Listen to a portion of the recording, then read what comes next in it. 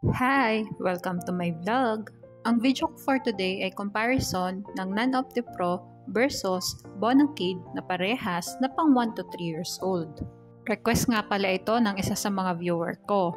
Maraming salamat po sa tiwalang binibigyan nyo sa akin para ma-review ang mga gatas na ito. Katulad nga ng dati ay magbabase ako sa nutrition facts at ang measurement na gagamitin ko ay yung per 100 grams of powder. Okay, simulan na natin. Sa energy, fat, linoleic acid, linolenic acid, arachidonic acid, and DHA, lamang ang NAN. Samantalang lamang naman ang Bonakid sa protein, ngunit wala itong arachidonic acid and DHA. Sa sugars, lactose, and fibers, lamang ang NAN. Samantalang lamang naman ang Bonakid sa carbohydrates, ngunit wala itong fibers.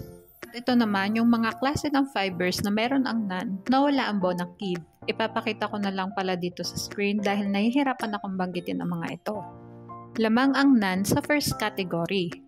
Mag-proceed naman tayo sa minerals. Sa magnesium, lamang ang NAN. Samantalang lamang naman ng Bonakid sa sodium, potassium, chloride, calcium, phosphorus, and iron.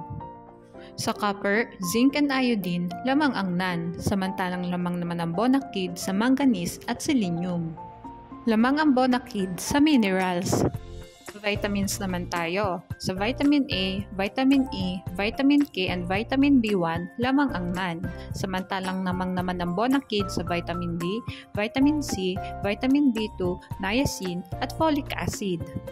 Sa pantothenic acid, biotin, choline, inositol, taurine, and L-carnitine, lamang ang NAN, samantalang wala naman itong carotenes. Sa vitamin B12, vitamin B6, and carotenes, lamang naman ang Bonakid. Samantalang wala namang itong choline, inositol, taurine, and L-carnitine. Lamang ang NAN sa vitamins.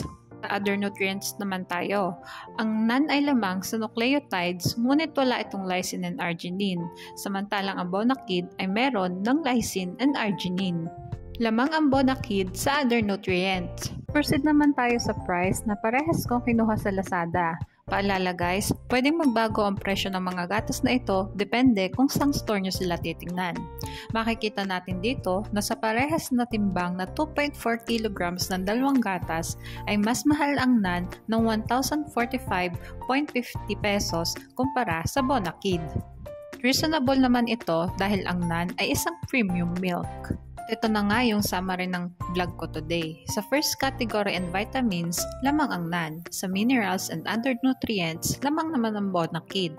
At mas affordable ang Bonakid compare sa NAN. Basta lagi natin tatandaan, pumili ng gatas na hiyang sa bata.